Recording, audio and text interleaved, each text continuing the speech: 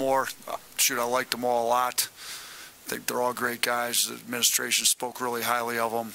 I'm definitely going to bring at least a couple guys with me from Buffalo, just continue to build what we built there, some familiarity, you know, some loyalty. So it's all going to shake out. I would anticipate me keeping at least one, if not more, of the current assistants.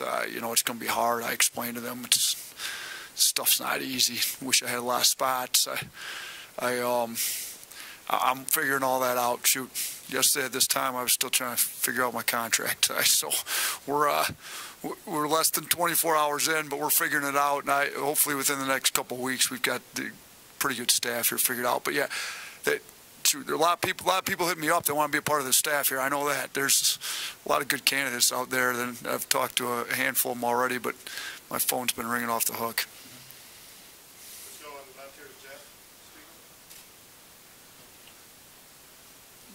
Nate, welcome to Tuscaloosa.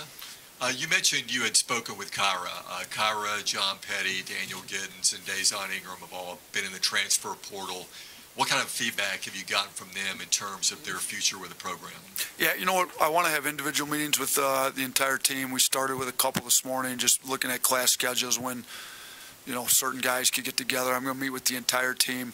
You know, Kyra's definitely open to, and I think, you know, I don't want to put words in his mouth, so I don't want to say which way he's leaning or whatever. And obviously this is a new culture with the way the transfer portal is. I mean, before he had to request and wait so long, and so it's all different now. You know, coaches that are getting jobs now, there's kid wants to put his name in the transfer portal, he can put it in. Now that doesn't mean he's got to go. You know, he can obviously come back, and we're going to work hard to recruit the kids that we want back. Now, some of them we may not want all of them back. We've got to sit down and evaluate everything. That was part of me talking to the assistants, who was, you know, we need a culture here that wants to work and work hard, got great attitudes, and Kyra's definitely one of those ones that we definitely want back, and we're going to work as hard as we can to keep him here. And his talent's great. He's an Alabama kid that can, I think, really help get us into the part of the SEC we want to get to, and we're going to work hard to keep him. But I don't want to put words in his mouth saying which way he's leaning, because he didn't really give me that. I want to build a relationship with him,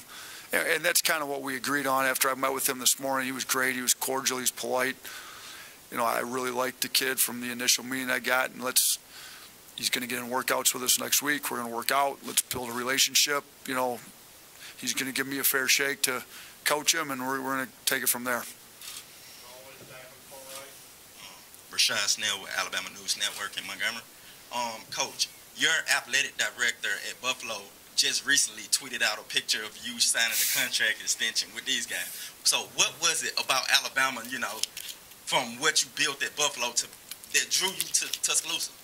Yeah, you know what, we did sign an extension a couple weeks ago, and you know, we talked about that. I told them right up front, I even told the media up there, I was, you know, never going to lie to anybody. You know, it would have to take something real special to get us to leave here. We wanted to stay there, but shoot, Alabama's Alabama. I mean, you walk around, they got Crimson Tides rolling through the country. I mean, it's a national brand that I feel has got a lot of potential on the men's basketball side. Obviously, football's unbelievable. They've, like I said in the press conference, every sports program in the country is trying to emulate what Alabama football's doing. You just look at how much they try to poach assistants out of here to try to emulate what they're doing here. So, you know, now football and basketball are different, but the university, I mean, there's no professional sports in this state, and this state's a sports-crazed state. So I love it. We're going to give this state something they want to watch. This was that special job that we said, if it came along, it's going to be hard to pass up. So when it came along, and then really, you know, my wife's a great reader of people, and I think I'm pretty good at it too. When Greg and Jeff sat in our living room Tuesday night, she immediately fell in love with the university through their ambassadors. Greg and Jeff were great. I mean, they were selling us on Alabama. They didn't really have to sell me on Alabama. Alabama's got a pretty big name in my mind. So, and you know, part of that is I'm a huge college football fan. I can't get enough college football in the fall, so I watched a lot of Alabama football. But like I said too, man, I'm a basketball junkie. I I watched Coach Sanderson's teams back when they had some big-time talent. So hopefully we can continue to get some big-time talent and get it playing the right way and the way you guys want to watch. And I think we can get this. This can be a really special place for college basketball as well. AJ Spur, WVU 823. Coach, there's a lot of students here that are passionate about the basketball program. What's your message to the student body here at the University of Alabama? When Coach Hurley and myself first went to Buffalo, we didn't have much. There was hardly anybody in the stands there. By the time we left, the place was rocking. There was a track up top. I think 6,200 seats filled the place there. We had 6,700. They were 5-6 deep, standing room only. Student sections were filling up an hour before the game. Like, we play hard, and we play a style they're going to want to get behind. We play fast. It's going to be exciting. I'm going to get to know the students. Our players would go up into the student section and thank the students for coming every game. We're gonna be a part of this community too. We're not going to be a separate.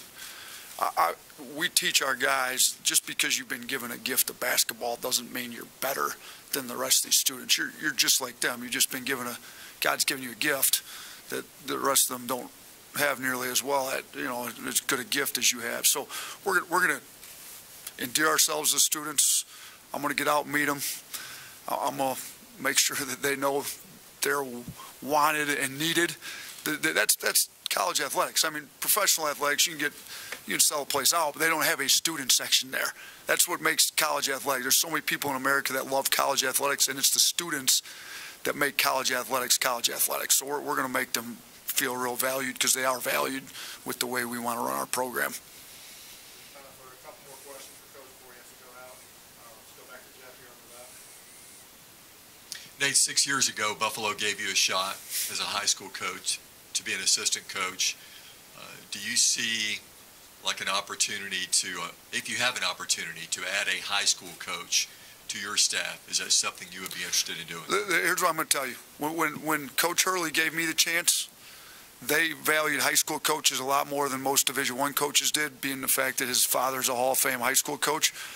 I'm a little bit the same way. I would definitely, I've got a lot in common with high school coaches. I'm going to get out and meet as many high school coaches in the state of Alabama. We've got some really good ones. I've already well informed on a few of them. I'm going to make sure that I meet them. I'm going to build a relationship. Now, I'll say this. When I was a high school coach, I never asked for a job based on a player. That's not how I wanted to get into this business. I did not get in. I built the relationship with the Hurleys brothers based on a player going there, but I never asked, nor did they promise any jobs. That's not how I wanted to do business. I was offered jobs based on bringing players with me, and I refused to do it that way. So, but I want to build relationships with high school coaches, because that's who I am. Shoot, I've been 6 years in Division I. I was 11 years in high school. So I've got a whole lot more experience on that side of it than I do on this side of it, and I value it at a high level, and I would definitely look at, now, right away this year, I don't know, but shoot, if they're good enough, coaching's coaching. I think I've proven that here. There's a lot of coaches that got a lot of Division I experience that haven't been able to do what we did at Buffalo over these last 4 years. So, yeah, I'm going to look at it. I'm going to build some relationships with a lot of these coaches here. Kyle Berger with WVTM 13. 7 SEC teams are in the tournament, 4 now in the Sweet 16. Do you feel some pressure to kind of prove to Bama fans that you can kind of turn this around quickly? Yeah, here's the thing with, one of the deals at Buffalo, there hasn't been 2 teams from the MAC in the NCAA tournament in about 20 years or so. We would have gotten an at-large bid had we not won the MAC tournament, so it would have been the first. But you were almost on a yearly basis, you had to win the MAC tournament to get there. Here in the SEC, almost half the teams are making the NCAA tournament every year. So, yeah, we want to be there next year. That's going to be a goal of ours to get there next year. And they were close this year. They're the next team. So there's not a huge jump. We've got to do a bunch of small things at a high level every single day over the next 8 months going into the season. And I talked to our team a lot. We didn't beat Arizona last year on one day in March. We beat them on a random day in October when we worked harder than everybody else in the country. And we're just going to do that day to day to day. But yeah, the SEC is a great league. That's part of the appeal of being in Alabama. And you get a lot of teams in the NCAA tournament from great leagues. So we want to be one of those great teams in a great league.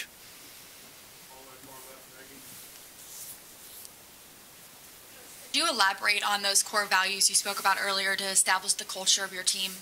Yeah, so we met as a staff, and there's a lot of backstory to that, and I probably don't have time to get to where, but we developed a culture playbook based on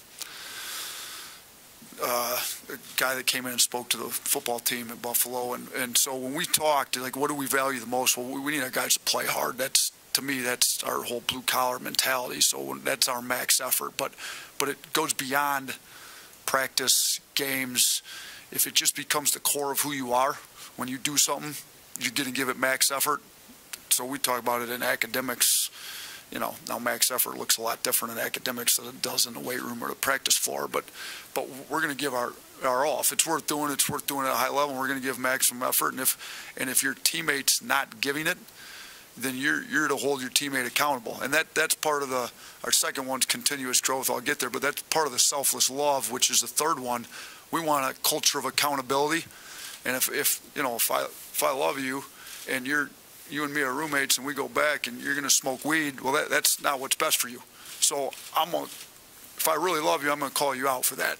If you're cheating yourself in practice and not going as hard to get yourself better, then as a teammate, if I really love you, I'm going to call you out. And I'm going to hold you accountable in a respectful way. But we're going to all hold each other accountable to the standards that we set. So, and then the continuous growth one is we just need to get better every day.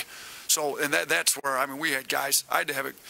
One of my seniors this year at Buffalo had to get a cortisone shot in his shooting wrist because he had an overuse injury. He was in the gym too much. We had to tell him to get out of the gym. But he was one that was bringing his teammates with him every night to get extra shots up because he wanted to get better every day. So we want a culture where guys are continuing to get better, player development. I'm a high school coach at heart. I had 6 a.m. workouts going back at Romulus High School. We got players better. That's who I really am. So we're going to do a ton of player development, and then they're going to do it on their own as well, and we're going to build that culture around here. Let's get back to Shaw's back, right? Coach, you may not have the star power of Avery Johnson. A lot of people down in Alabama, with this being a football state, may not know your resume. How do you get everybody on board and build from what you built at Buffalo? No, great question. I played Division III basketball. I didn't play in the NBA. So here's what I found. I coached in Detroit for 11 years. I had a lot of guys that a ton of former players hitting me up now. They go follow us. You know what kids want? They want a guy that's invested in them, that's going to make them better. That's all about that. I'm here to serve the kids. It's not about me. It's about them. And that's what I told both those guys I met with this morning. I'm here to serve you. I'm here to make you better.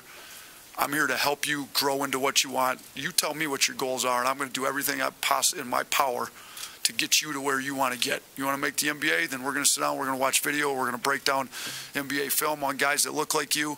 We're going to cater our player development plan to get you to where you want to go. And that's my big thing with how I play. If I'm going to spend all this time building you into the player and man that you want to be, when we get on the floor, I'm not going to turn you into a robot. Why am I going to do all this player development stuff and then you're going to be a robot on the floor? Then we play free, fast. They're going to use everything that we work on in the gym. So here's star power. That's great right now at the press conference. It looks great to get guy with a big name that everybody knows. When we got to get in the trenches and get a little dirty and get to work, I'm just here to serve them. And you know what? When you're there to serve the guys and you get a little sweat going with them and you're working hard every day and you're spending a lot of quality hours with them to get them to where they want to get, they love you in return and they respect you, and that's all I want. So I'm just going to ask them to give me a shot, respect us, and I'm going to work my tail off for them.